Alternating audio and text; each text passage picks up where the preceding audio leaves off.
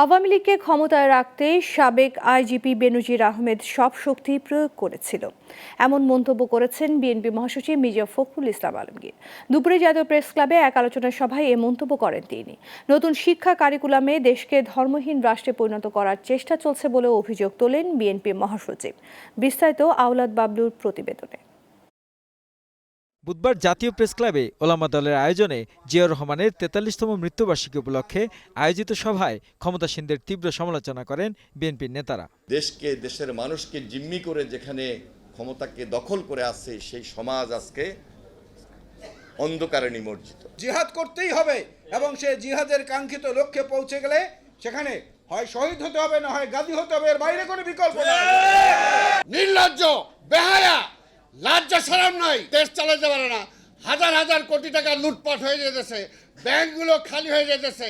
এই পরশুদিনও দেখলাম ইসলামী ব্যাংকের বোল্টের থেকে সোনা চুরি হয়ে গেছে। বেনজির প্রসঙ্গে আওয়ামী লীগ সাধারণ সম্পাদকের বক্তব্যের প্রতিবাদে মির্জা ফখরুল বলেন, তিনি ক্ষমতাসীন দলের কিনা জানা নেই, তবে আওয়ামী লীগকে রক্ষা ও ক্ষমতায় রাখতে সাবেক পুলিশ প্রধান সব শক্তি প্রয়োগ করেছে। আওয়ামী লীগকে ডিফেন্ড করবার জন্য, তাকে ক্ষমতায় রাখার জন্য তিনি তার সর্বশক্তি নিয়োগ করেছেন।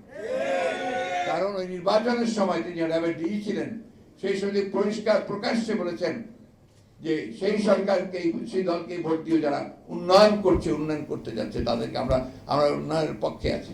তার এই কথাগুলো বলার কথা না, যদি সে বলেছে, এবং সে যত রকম করে পারে বিরোধী দলকে সে নির্যাতন করেছে। এ সরকার ক্ষমতায় থাকলে দেশের স্বাধীনতা, সার্বভৌমত্ব সংকটে পড়বে মন্তব্য করে তিনি বলেন, নতুন শিক্ষা কারিকুলামের মাধ্যমে দেশকে ধর্মহীন রাষ্ট্রে পরিণত করার চেষ্টা করা হচ্ছে।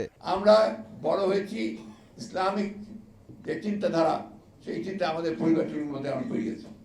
অন্যান্য ধর্মের লোকেরা তাদের কিছু একটা ধর্মীয় একটা প্রভাব তাদের মধ্যে ছিল বলে তারা সেইভাবে বেরিয়েছে। আজকে সেইখান থেকে সম্পূর্ণভাবে বের করে নিয়ে একটা ধর্মহীন একটা রাষ্ট্রে পরিণত করবার চেষ্টা করা হচ্ছে। প্রাথমিক বিদ্যালয়ের পাঠ্য বইয়ের নতুন কারিকুলাম দেশের ধর্ম ও সংস্কৃতির বিরুদ্ধে বলে অভিযোগ করেন মির্জা ফখরুল। এমন কারিকুলাম আনছে যা আমার কালচারের বিরুদ্ধে, আমার কৃষ্টির বিরুদ্ধে, আমার ধর্মের বিরুদ্ধে। আওলাদ বাবলু, গ্লোবাল টেলিভিশন, ঢাকা।